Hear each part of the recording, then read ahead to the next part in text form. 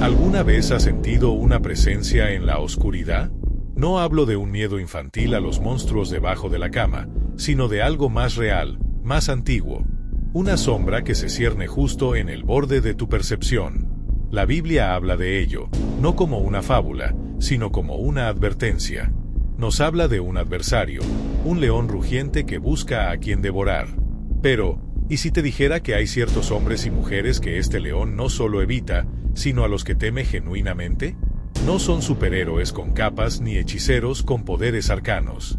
Son personas como tú y como yo, pero que descubrieron un secreto, una llave que cierra las fauces de la bestia.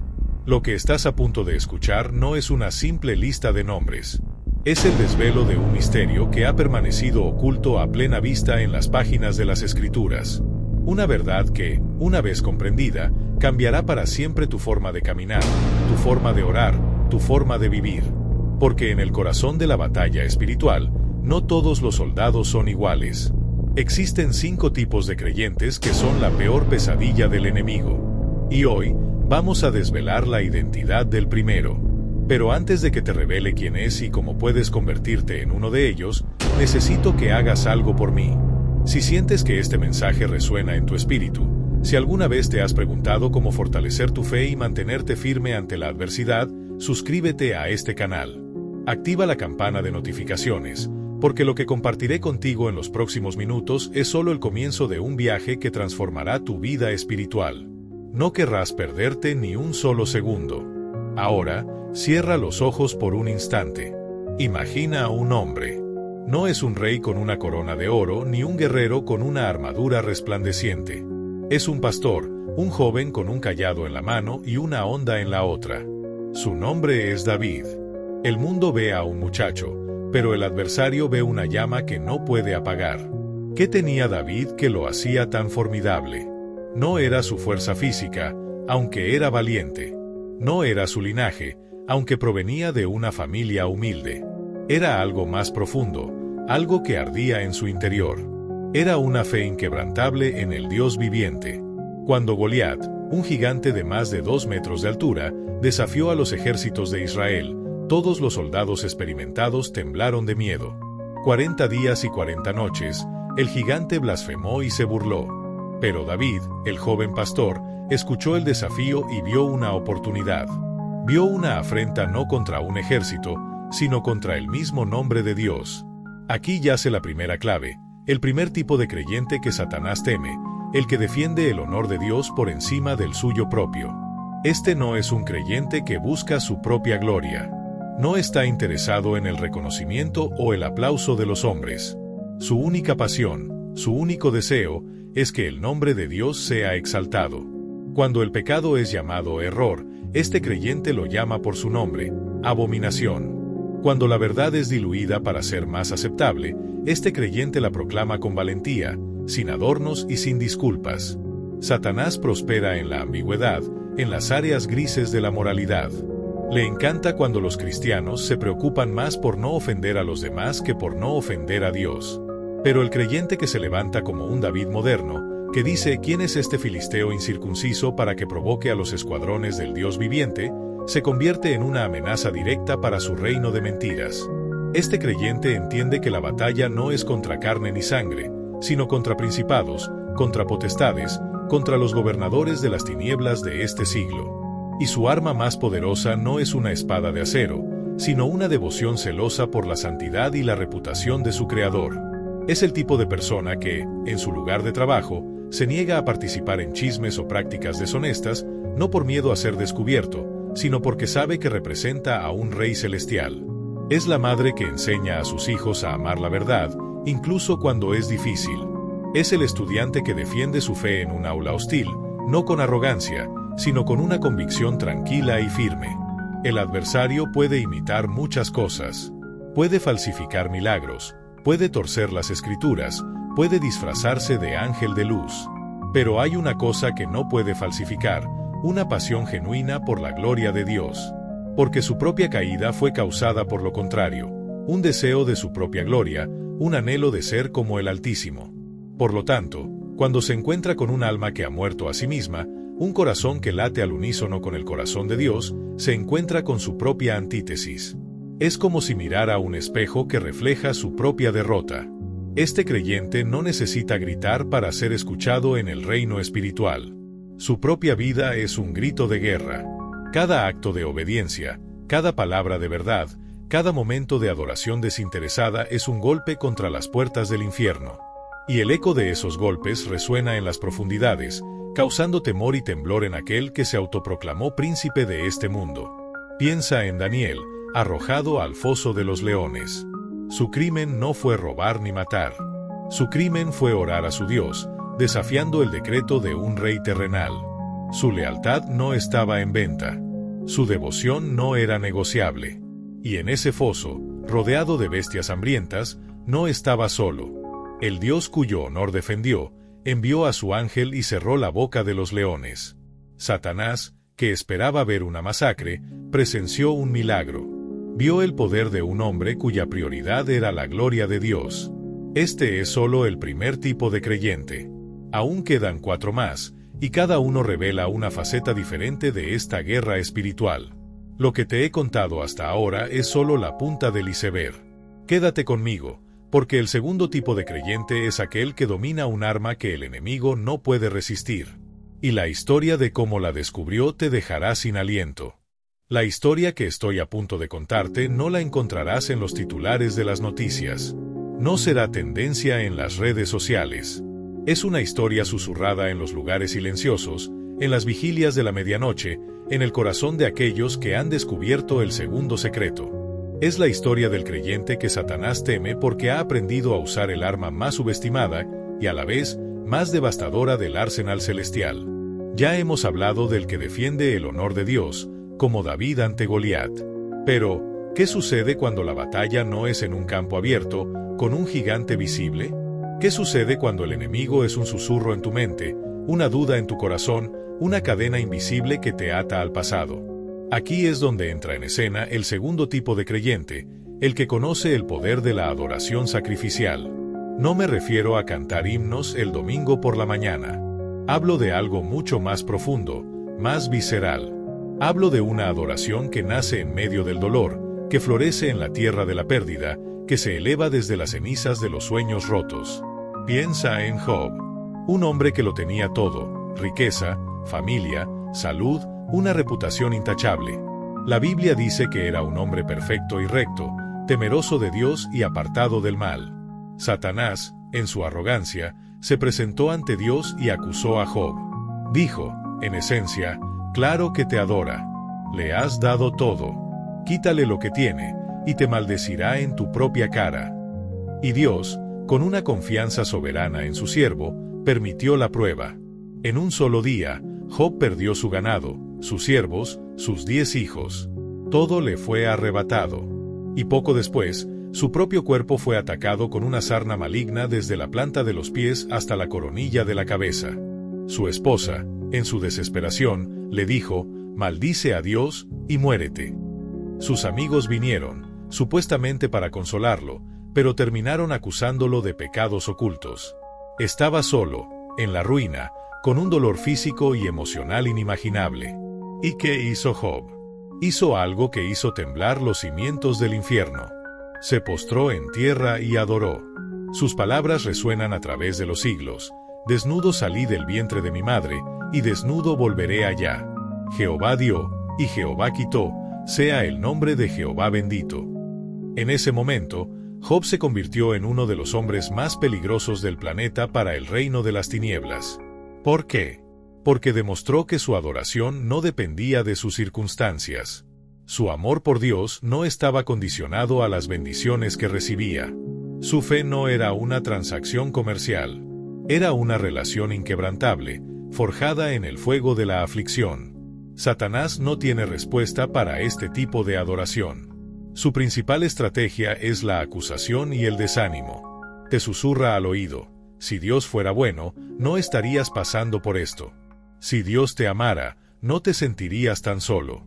Si tuvieras más fe, tus problemas desaparecerían. Intenta que conectes tu sufrimiento con la falta de bondad de Dios. Pero el adorador sacrificial rompe esta lógica demoníaca. Él o ella dice, aunque él me matare, en él esperaré. Aunque no pueda ver su mano, confiaré en su corazón. Mi dolor es grande, pero mi Dios es más grande. Mis circunstancias son temporales, pero su gloria es eterna. Esta adoración es un arma ofensiva. No es una postura pasiva de resignación. Es un acto de guerra espiritual. Cada nota cantada en medio de las lágrimas, cada gloria a Dios susurrado con el corazón roto, es como una flecha encendida lanzada directamente al campamento enemigo. Confunde al adversario. Él, que fue expulsado del cielo por su orgullo, no puede comprender la humildad de un alma que adora en medio de la ruina. Él, que busca devorar y destruir, no puede entender la fe que construye un altar sobre los escombros de una vida destrozada. ¿Recuerdas a Pablo y Silas en la cárcel de Filipos? Habían sido brutalmente azotados, sus espaldas eran una masa de carne ensangrentada. Los pusieron en el calabozo de más adentro y aseguraron sus pies en el cepo. Era una situación sin esperanza. Podrían haberse quejado, maldecido a sus captores, cuestionado a Dios. Pero, ¿qué hicieron a la medianoche? La Biblia dice que, orando, cantaban himnos a Dios, y los presos los oían. No cantaban en voz baja. Cantaban con tal convicción que todos en la prisión los escuchaban. Estaban teniendo un servicio de adoración en el infierno en la tierra. Y de repente, sobrevino un terremoto tan grande que los cimientos de la cárcel se sacudían, y al instante se abrieron todas las puertas, y las cadenas de todos se soltaron. No te pierdas esto. Su adoración no solo los liberó a ellos, liberó a todos los prisioneros. Este es el poder de la adoración sacrificial. Tiene un efecto expansivo. Cuando eliges adorar en tu prueba, no solo fortaleces tu propio espíritu, sino que creas una atmósfera de milagro a tu alrededor que puede traer libertad a otros. Satanás quiere aislarte en tu dolor. Quiere que creas que eres el único que sufre, que nadie entiende. Pero cuando adoras, rompes ese aislamiento. Te conectas con el poder del cielo y te conviertes en un faro de esperanza en un mundo oscuro. Este segundo creyente es una fortaleza inexpugnable. El enemigo puede lanzar sus mejores dardos de fuego, pero se extinguen contra el escudo de una adoración incondicional. Pero hay más. La historia no termina aquí. Hemos visto al que defiende el honor de Dios y al que adora en medio del fuego. Pero el tercer tipo de creyente posee un conocimiento, un secreto que le permite desmantelar las estrategias del enemigo antes de que siquiera se pongan en marcha. Es el estratega, el vigilante en el muro. Y si crees que lo que has oído hasta ahora es poderoso, espera a que te revele la naturaleza de su poder. Para asegurarte de no perderte esta revelación crucial, te invito una vez más a suscribirte. Únete a esta comunidad de guerreros espirituales. El viaje se está volviendo más profundo, y necesitas estar aquí para la siguiente etapa. Hemos caminado juntos por dos senderos de poder espiritual. Primero, descubrimos al creyente que, como David, defiende celosamente el honor de Dios, convirtiéndose en una afrenta directa al orgullo del adversario. Luego, nos maravillamos ante la fortaleza del adorador sacrificial, aquel que, como Job, Pablo y Silas, levanta un altar de alabanza sobre las ruinas de su propia vida, confundiendo y desarmando al acusador. Estas dos figuras son pilares en la guerra espiritual. Pero ahora, debemos adentrarnos en un territorio diferente. Un lugar de silencio, de escucha atenta, de discernimiento agudo. Aquí encontramos al tercer tipo de creyente que Satanás teme, el que comprende y utiliza el poder del silencio y la escucha. En un mundo saturado de ruido, donde todos gritan para ser oídos, donde las opiniones se forman en segundos y se expresan con una ferocidad implacable, el silencio se ha convertido en una rareza. Y en el ámbito espiritual, es un arma de una potencia inimaginable. Satanás es el maestro del ruido y la distracción. Él llena nuestras mentes con un torbellino de preocupaciones, ansiedades, acusaciones, mentiras y medias verdades. Su objetivo es mantenernos tan ocupados, tan estimulados, tan agotados por el clamor externo e interno, que no podamos escuchar la voz más importante de todas, la voz apacible y delicada de Dios. Piensa en el profeta Elías. Después de su confrontación épica con los profetas de Baal en el Monte Carmelo, donde el fuego descendió del cielo, Elías se encontró huyendo para salvar su vida de la reina Jezabel. Estaba agotado, deprimido y temeroso.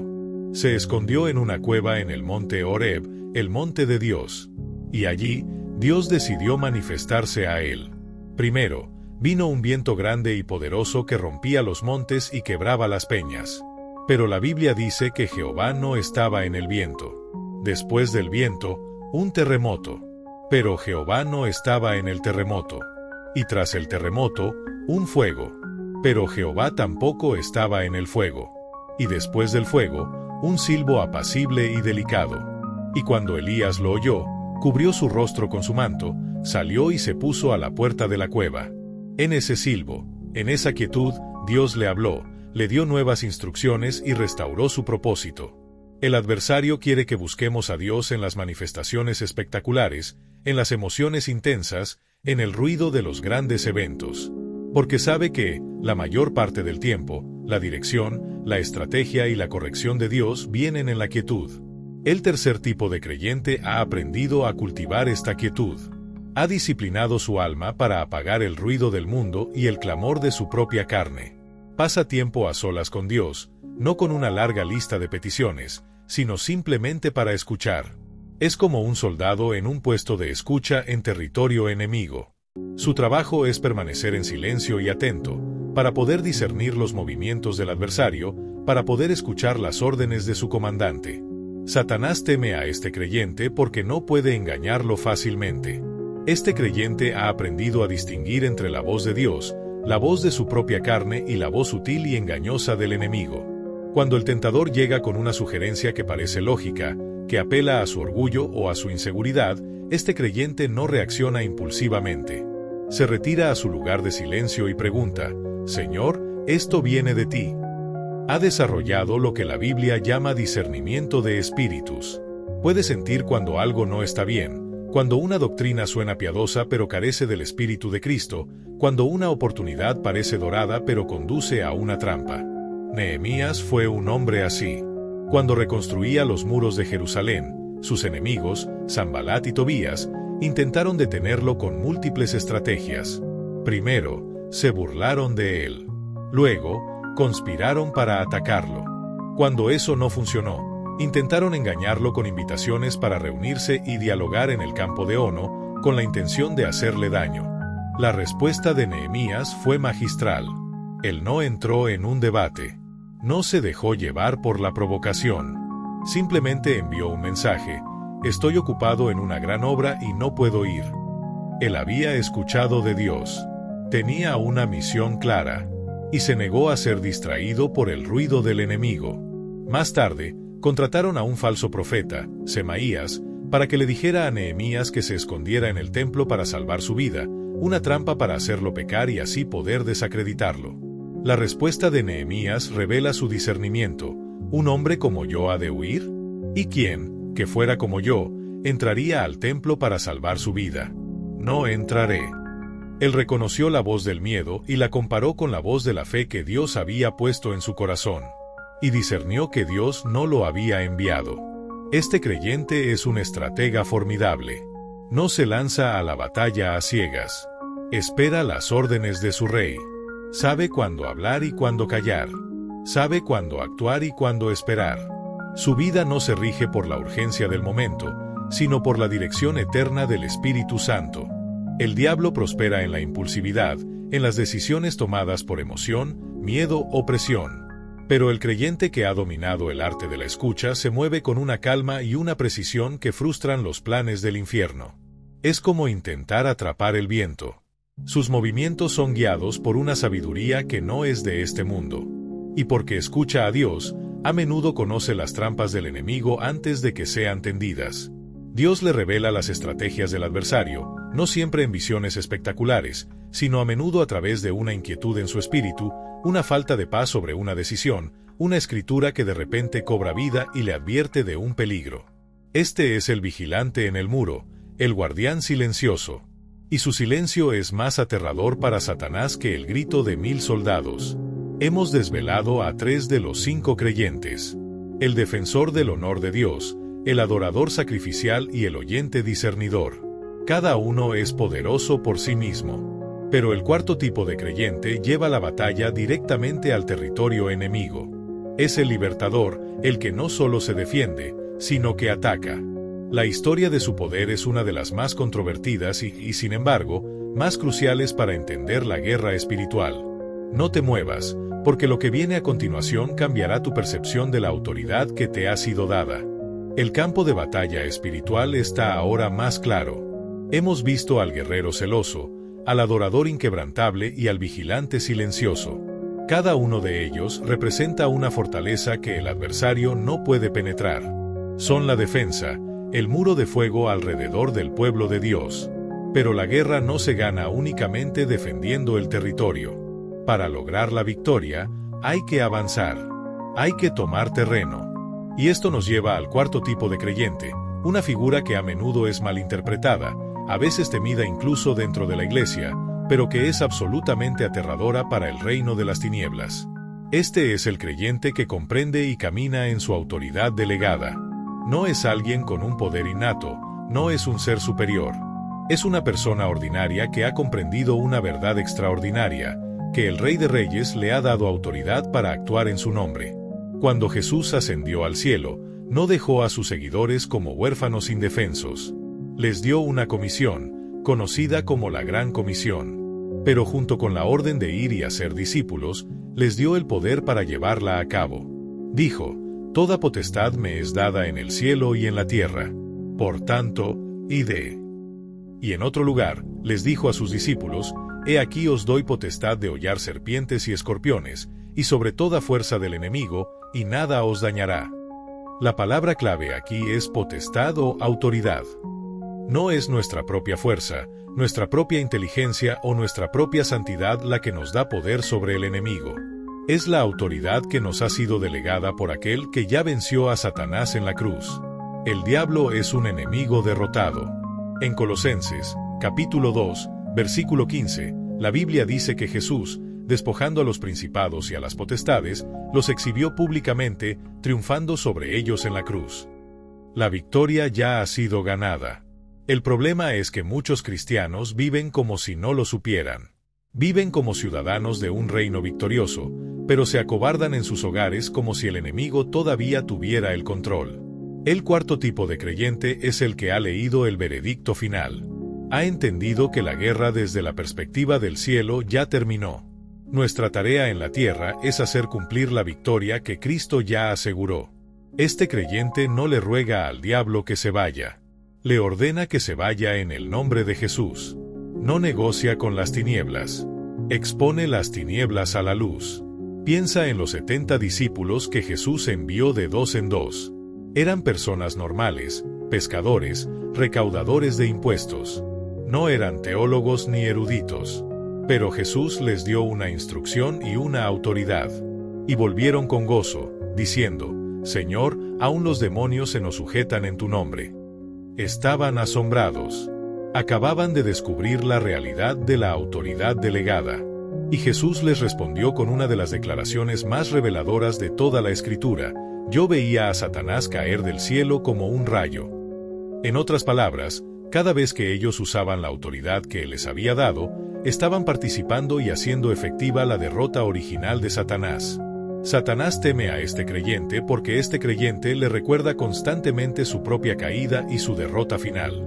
Cada vez que una persona es liberada de una atadura de adicción, cada vez que una mente oprimida por la depresión encuentra la paz, cada vez que una enfermedad que los médicos no podían curar desaparece en el nombre de Jesús, es una bofetada en el rostro del enemigo. Es una demostración pública de que su poder ha sido quebrantado. Este creyente no es arrogante. La verdadera autoridad espiritual siempre viene con una profunda humildad. Sabe que el poder no reside en él, sino en el nombre que invoca. No busca el espectáculo. No busca la fama. Su único deseo es ver a los cautivos ser libres, porque sabe que esa es la voluntad de su Padre. Es el consejero que ora con alguien atormentado por pensamientos de suicidio y ve la oscuridad disiparse. Es el grupo de oración que intercede por su ciudad y ve cómo disminuyen las tasas de criminalidad. Es el misionero que entra en un territorio dominado por la brujería y establece una iglesia que se convierte en un faro de luz. Este tipo de creyente entiende que las armas de nuestra milicia no son carnales, sino poderosas en Dios para la destrucción de fortalezas. ¿Y qué son esas fortalezas? El apóstol Pablo las define como argumentos y toda altivez que se levanta contra el conocimiento de Dios. Son sistemas de pensamiento, ideologías, mentiras arraigadas en la cultura y en las mentes de las personas que las mantienen esclavas. El creyente con autoridad no solo lucha contra demonios, lucha contra las mentiras que les dan poder. Lo hace proclamando la verdad del Evangelio, la verdad que libera a los hombres. El adversario ha trabajado durante milenios para construir estas fortalezas de engaño. Y el creyente que camina en autoridad es como un equipo de demolición espiritual. Con la palabra de verdad y el poder del Espíritu Santo, derriba sistemáticamente estas estructuras de mentiras, liberando a las mentes y los corazones cautivos. Por eso Satanás lo odia y lo teme. Porque este creyente no se contenta con vivir una vida cristiana segura y cómoda dentro de las cuatro paredes de una iglesia. Entiende que está en una zona de guerra y que ha sido llamado a ser un libertador. No ve a un drogadicto, ve a un alma cautiva que necesita ser liberada. No ve a una prostituta, ve a una hija del rey que ha sido engañada. Y no se mueve por el juicio, sino por la compasión y una santa indignación contra el enemigo que les ha robado su destino. El viaje se ha vuelto intenso. Hemos pasado de la defensa a la ofensiva. Pero aún queda un tipo de creyente por desvelar. Y este último es quizás el más fundamental de todos. Es el que une a los otros cuatro. Es la base sobre la que todo lo demás se construye. Si quieres descubrir el secreto final, el corazón de la fortaleza espiritual, asegúrate de estar suscrito. No te has quedado hasta aquí por accidente. Hay una razón por la que estás escuchando esto. La revelación final te espera. Hemos recorrido un camino increíble hasta ahora, desvelando los arquetipos de creyentes que infunden temor en el corazón del adversario. El defensor del honor de Dios, que refleja la santidad que Satanás desprecia. El adorador sacrificial, cuya alabanza en la aflicción anula la lógica del acusador. El oyente discernidor, cuyas decisiones guiadas por el Espíritu evaden cada trampa. Y el libertador autorizado, que hace cumplir la victoria de Cristo en la tierra. Cada uno es una pesadilla para el reino de las tinieblas. Pero ahora, llegamos al quinto y último tipo de creyente. Y este, en muchos sentidos, es el más importante.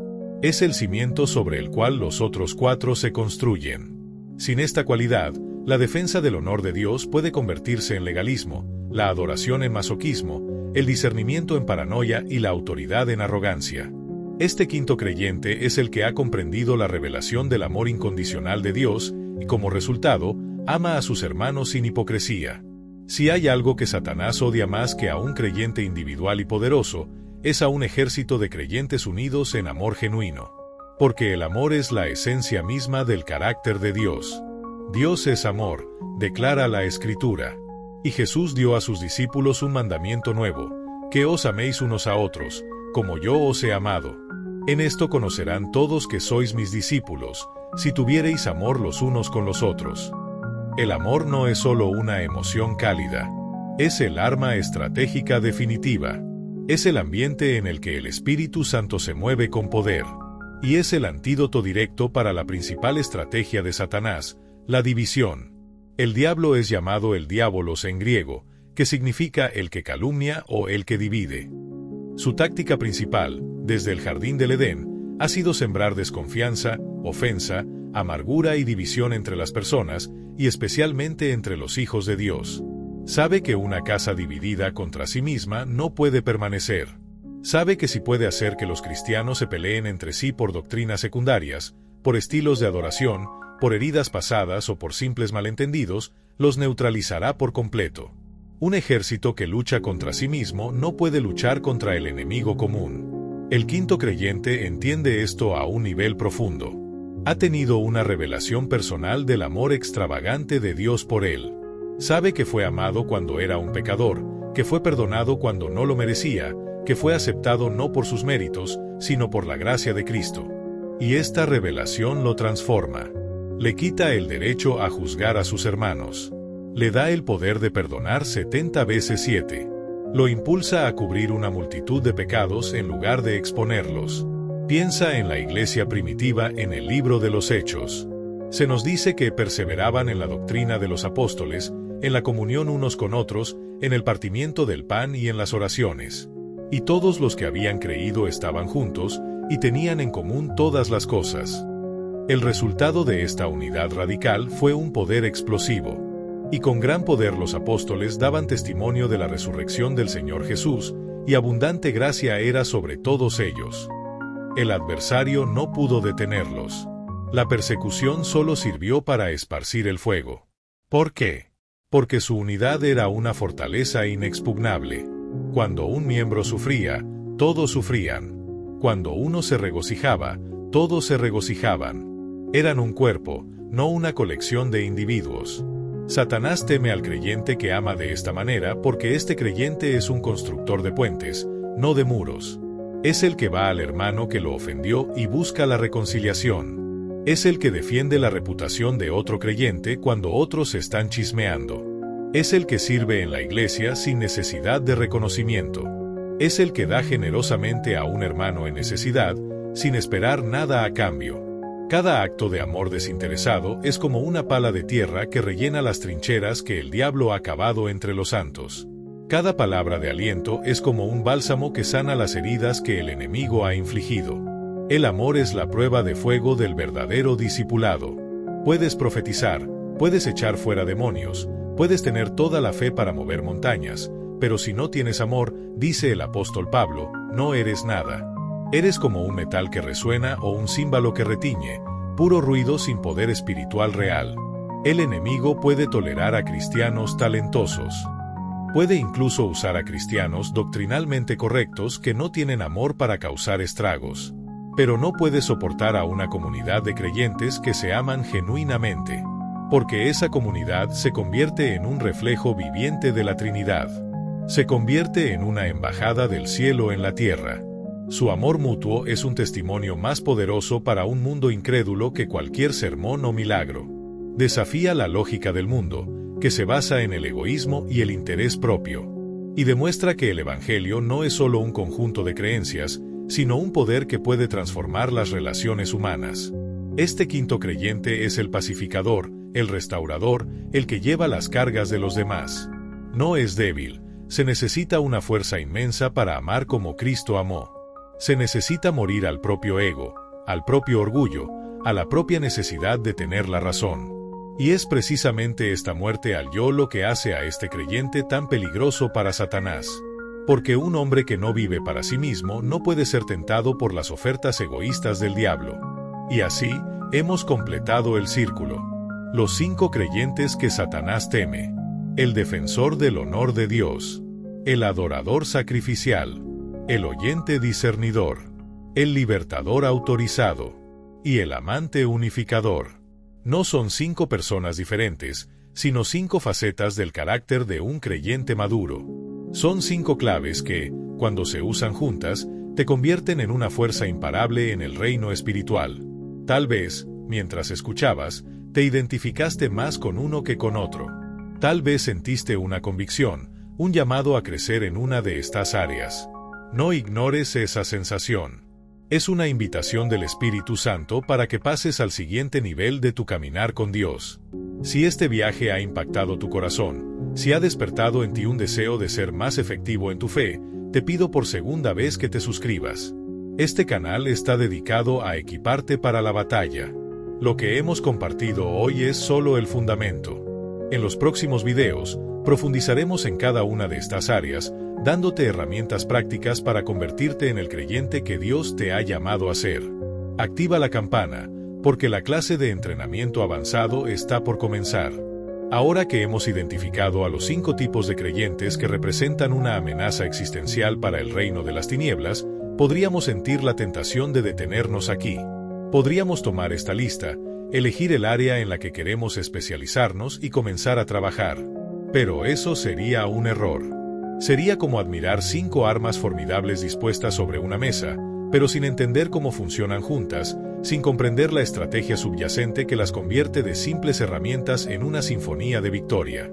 La verdadera pesadilla para Satanás no es la existencia de estos 5 tipos de creyentes por separado. Su verdadero terror es cuando estos 5 atributos comienzan a fusionarse y a operar en la vida de una sola persona. Es entonces cuando un simple soldado se convierte en un campeón, cuando un creyente se convierte en un avivador. Pensemos en cómo se interconectan estas características. El amor por los hermanos, el 5º atributo, es el contexto en el que todo lo demás opera. ¿Por qué defiendes el honor de Dios, el 1er atributo? No solo por un principio abstracto, sino porque amas a las personas y no quieres que sean engañadas por una versión diluida de quién es Él. Defiende su santidad porque sabes que solo en su santidad la gente encontrará la verdadera libertad. Tu celo por Dios está alimentado por tu amor por la humanidad. De la misma manera, tu adoración sacrificial, el 2º atributo, se vuelve exponencialmente más poderosa cuando se hace en comunidad. Cuando adoras en medio de tu dolor, fortaleces tu propia alma. Pero cuando un grupo de creyentes, cada uno llevando su propia carga, se une para adorar en espíritu y en verdad, crean una atmósfera que puede cambiar regiones enteras. La adoración corporativa, nacida del amor mutuo y la fe compartida, es un arma de destrucción masiva espiritual. Las murallas de Jericó no cayeron por el grito de un solo hombre, sino por el sonido unificado de un pueblo obediente. El adversario puede intentar aislar y atacar a un adorador solitario, pero es mucho más difícil para él resistir la fuerza combinada de un coro de corazones quebrantados que declaran la bondad de Dios en medio de la oscuridad. ¿Y qué hay del discernimiento y la escucha, el 3er atributo? Cuando una comunidad de creyentes está unida en amor, su capacidad para escuchar a Dios se magnifica. Santiago, capítulo 1, versículo 5 dice: «Y si alguno de vosotros tiene falta de sabiduría, pídala a Dios, el cual da a todos abundantemente y sin reproche, y le será dada». A menudo, Dios no da toda la revelación a una sola persona. Da una pieza del rompecabezas a uno, otra pieza a otro. En el consejo de los santos, en la humildad de someter nuestro discernimiento a la sabiduría colectiva del cuerpo de Cristo, encontramos una protección increíble contra el engaño. Satanás ama al llanero solitario espiritual, a la persona que cree que solo ella escucha a Dios. Es un blanco fácil para el orgullo y el error. Pero teme a la iglesia que toma decisiones en oración y unidad, donde el pastor escucha a los ancianos escuchan a la congregación y todos escuchan al Espíritu Santo. Finalmente, consideremos la autoridad delegada, el 4º atributo. Jesús no envió a sus discípulos solos. Los envió de 2 en 2. Hay un principio de poder exponencial en el acuerdo. Jesús mismo dijo: «Otra vez os digo, que si 2 de vosotros se pusieren de acuerdo en la tierra acerca de cualquiera cosa que pidieren, les será hecho por mi Padre que está en los cielos». Cuando 2 o 3 creyentes que caminan en amor y unidad ejercen su autoridad juntos, el impacto se multiplica. El enemigo que podría resistir a uno, huye ante 2. Cuando un creyente que ama a su hermano ora por su liberación, no es solo un ejercicio de poder, es un acto de amor. Y ese amor puro y sin egoísmo es como combustible de cohete para la oración de autoridad. La liberación se vuelve más rápida, la sanidad más profunda, porque no se trata de demostrar quién tiene más unción, sino de un deseo genuino de ver a un hermano o hermana libre. Lo que estoy describiendo es el ideal bíblico de la iglesia. No un edificio, no una denominación, sino un organismo vivo, que respira, un cuerpo con muchas partes, todas funcionando en perfecta armonía bajo la dirección de la cabeza, que es Cristo. Esta es la imagen que hace que Satanás se estremezca, porque en esta imagen ve un anticipo de su destino final. Ve un pueblo que ha superado sus tácticas de división y ha aprendido a caminar en el poder del amor unificado. Ahora, quizás te preguntes, ¿cómo llego allí? ¿Cómo puedo cultivar estas 5 características en mi vida? La respuesta es a la vez simple y profunda. No se trata de un programa de 10 pasos. No se trata de más esfuerzo humano. Se trata de una sola cosa, una intimidad cada vez más profunda con Jesucristo. Jesús es la encarnación perfecta de estos 5 atributos. Él defendió el honor de su Padre hasta la muerte. Su vida entera fue un acto de adoración sacrificial.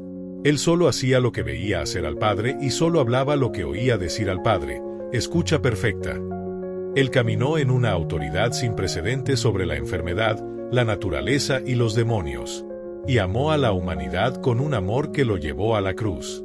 Cuando pasamos tiempo en su presencia, cuando meditamos en su palabra, cuando nos rendimos a su espíritu, comenzamos a ser transformados a su imagen, de gloria en gloria. Estas 5 características no son tanto cosas que hacemos como cosas que nos volvemos a medida que nos acercamos a Él. Él es la fuente. Apartados de Él, nada podemos hacer. Pero conectados a Él, la vid verdadera, comenzamos a dar el fruto del Espíritu, y ese fruto se manifiesta en celo, adoración, discernimiento, autoridad y, sobre todo, amor. El camino hacia adelante no es un camino de automejora, sino de autonegación. Es un camino de rendición, de permitir que Él viva a través de nosotros. Y esa es la aventura más grande y emocionante a la que un ser humano puede ser llamado. Hemos desvelado el plano, la anatomía del creyente que el infierno teme. Hemos visto las 5 facetas de su carácter y hemos entendido que su verdadero poder reside en la sinergia de estas cualidades, arraigadas en una profunda intimidad con Cristo. Pero ahora, debemos llevar esta discusión del ámbito teórico al campo de batalla práctico de la vida diaria. ¿Cómo se ve esto en la vida real?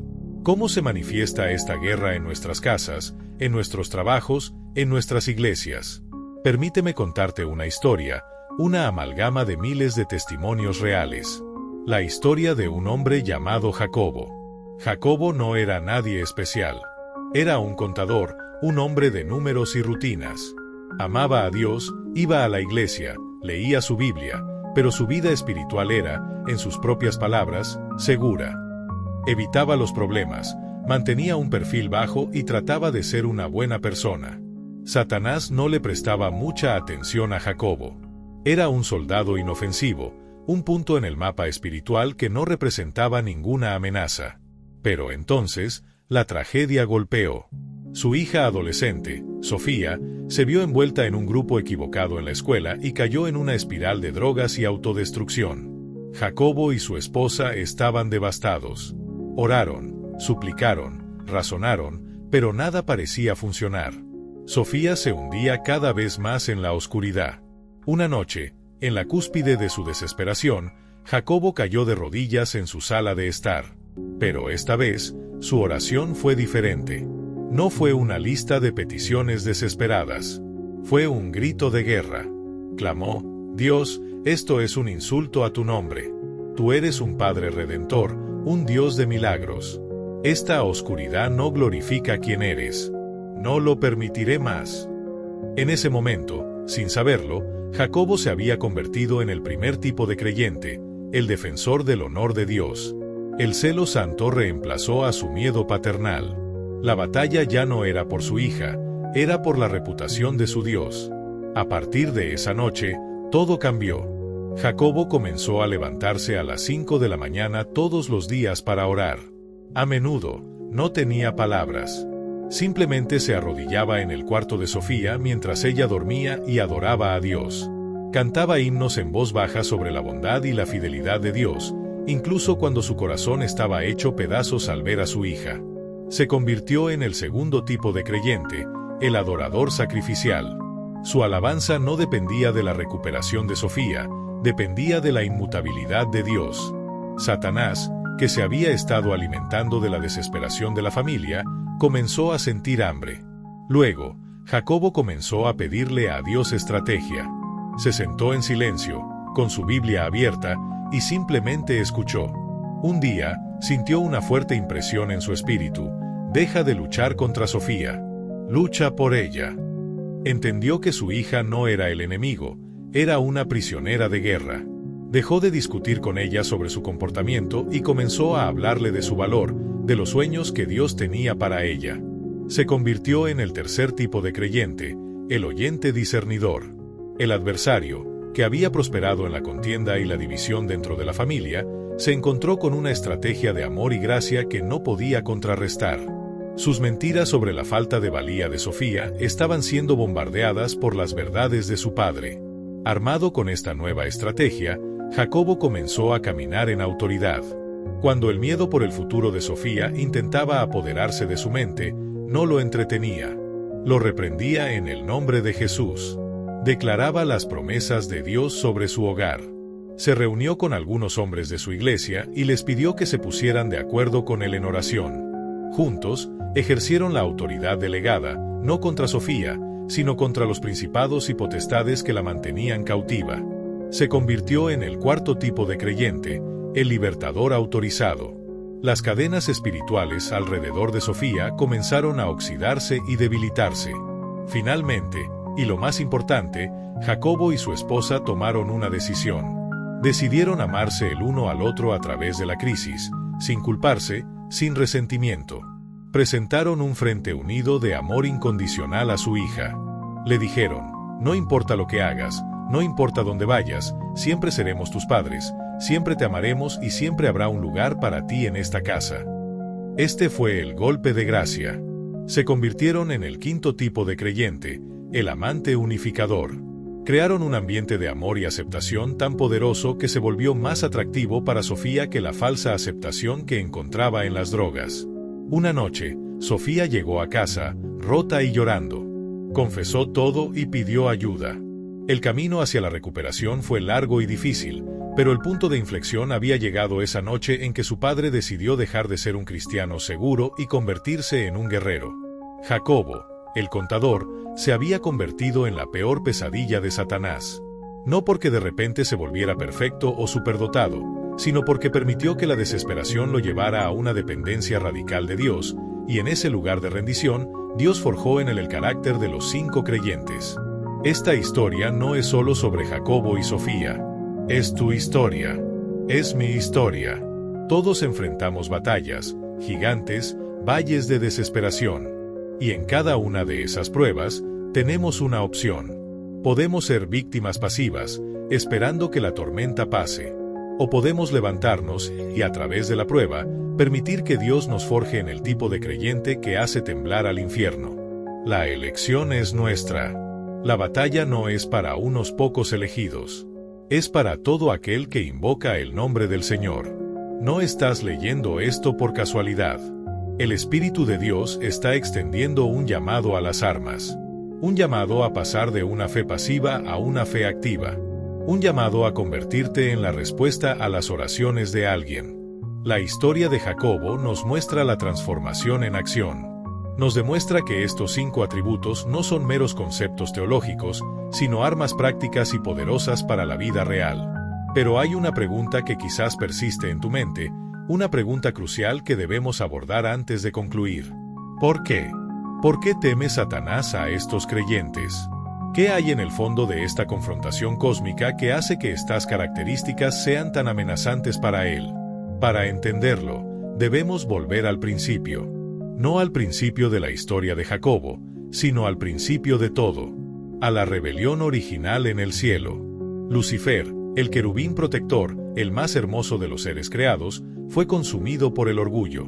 La Biblia nos dice en Isaías capítulo 14, que dijo en su corazón: subiré al cielo, en lo alto, junto a las estrellas de Dios, levantaré mi trono, y seré semejante al Altísimo. Su caída se debió a 5 yo haré egoístas. Su deseo era suplantar a Dios, robar su gloria y establecer su propio reino basado en el yo. Ahora, mira de nuevo a los 5 tipos de creyentes. Son el reverso exacto, la antítesis perfecta de la rebelión de Satanás. El primer creyente, el que defiende el honor de Dios, es un ataque directo al crimen original de Satanás. Mientras Satanás dijo: levantaré mi trono, este creyente dice: que solo tu trono sea exaltado. Mientras Satanás buscaba su propia gloria, este creyente vive para la gloria de Dios. Cada acto de defensa del honor de Dios le recuerda a Satanás la misma gloria que intentó robar y perdió para siempre. Es un recordatorio viviente de su fracaso. El segundo creyente, el adorador sacrificial, desafía la premisa misma de la acusación de Satanás contra la humanidad. La acusación de Satanás, como vimos con Job, es que los humanos solo aman a Dios por lo que pueden obtener de él. Es un amor transaccional y egoísta. Pero cuando un creyente adora en medio de la pérdida, demuestra que es posible un amor puro y desinteresado por Dios. Refuta la mentira fundamental de Satanás sobre la naturaleza humana y la naturaleza de Dios. Demuestra que Dios es digno de adoración no por lo que da, sino por quien es. Esto socava todo el argumento de Satanás contra la creación de Dios. El tercer creyente, el oyente discernidor, representa la relación íntima que Satanás nunca pudo tener. A pesar de su posición exaltada, Satanás nunca caminó en la humilde comunión que ahora está disponible para nosotros a través de Cristo. Él conoce a Dios como un adversario, no como un padre. Cuando un creyente silencia el mundo para escuchar el silbo apacible y delicado, está entrando en un nivel de intimidad que Satanás envidia con un odio ardiente. Este creyente recibe sabiduría y estrategia directamente del trono de Dios, un acceso que a Satanás se le ha negado permanentemente. Cada vez que este creyente obedece una instrucción susurrada por el Espíritu, es una demostración de la relación restaurada que Satanás destruyó para sí mismo. El cuarto creyente, el que camina en autoridad delegada, es quizás el insulto más profundo de todos. Piensa en esto: Satanás, un ser angelical poderoso y antiguo, fue derrotado por Cristo. Y ahora, Cristo ha tomado la autoridad que le quitó y se la ha dado a seres humanos frágiles y mortales, hechos del polvo de la tierra.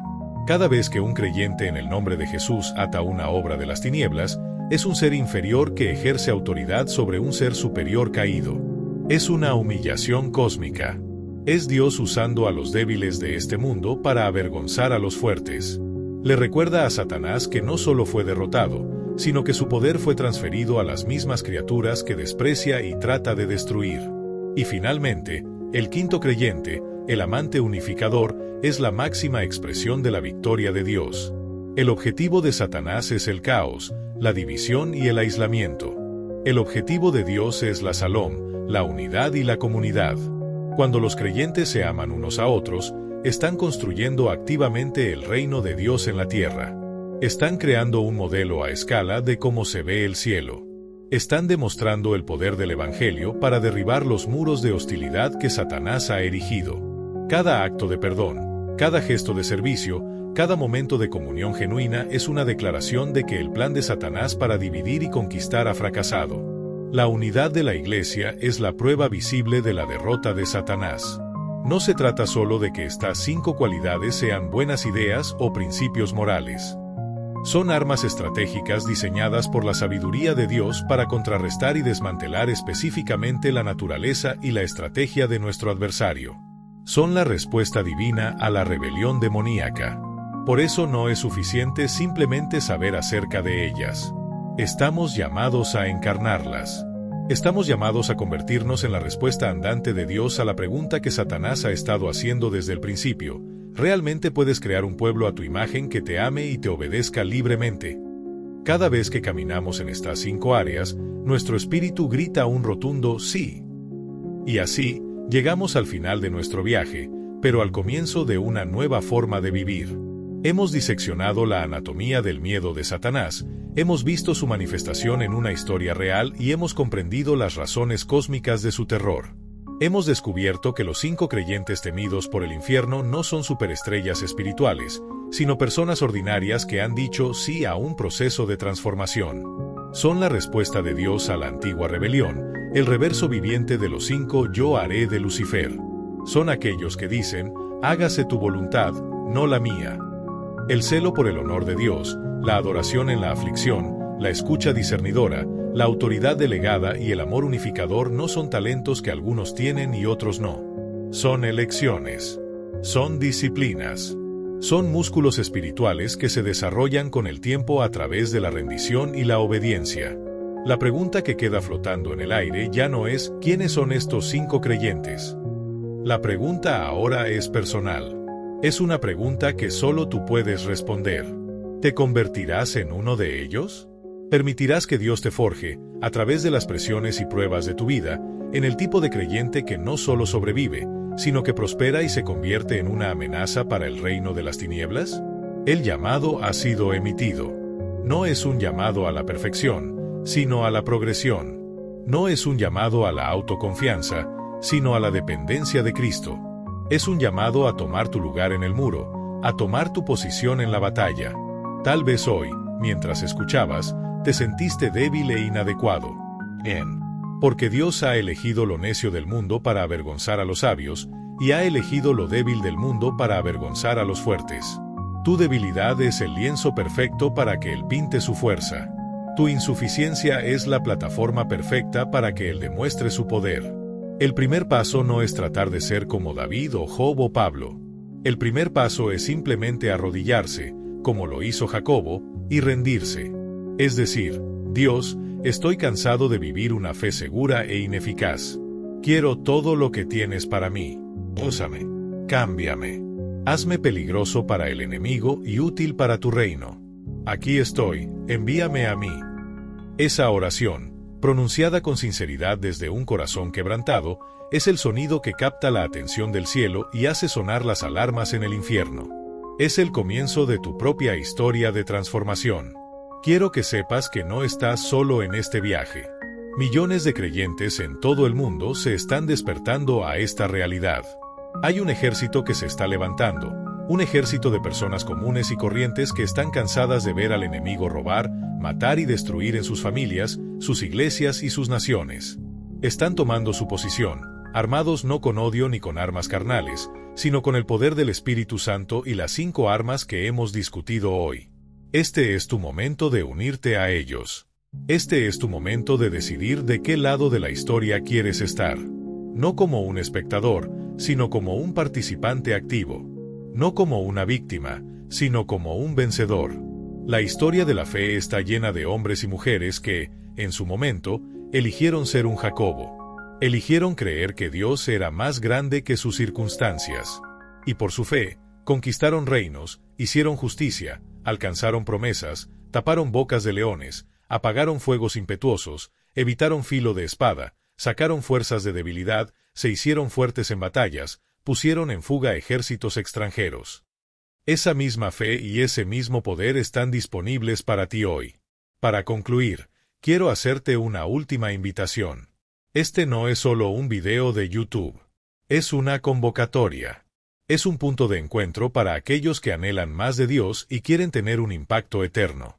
Si este mensaje ha resonado en lo más profundo de tu ser, si ha encendido una chispa en tu espíritu, te pido por última vez que te suscribas a este canal y actives las notificaciones. No es por los números. Es para que podamos continuar este viaje juntos. Es para que podamos equiparte, animarte y caminar contigo mientras te conviertes en todo lo que Dios te ha llamado a ser. En los próximos videos, tomaremos cada una de estas 5 áreas y las desglosaremos con enseñanzas prácticas, testimonios y herramientas que puedes aplicar de inmediato. Esto no es el final, es solo el final del principio. Gracias por quedarte hasta el final. El hecho de que sigas aquí demuestra que tienes hambre de verdad. Ahora, ve y convierte esa hambre en acción. Que el Dios de paz aplaste en breve a Satanás bajo vuestros pies. Amén.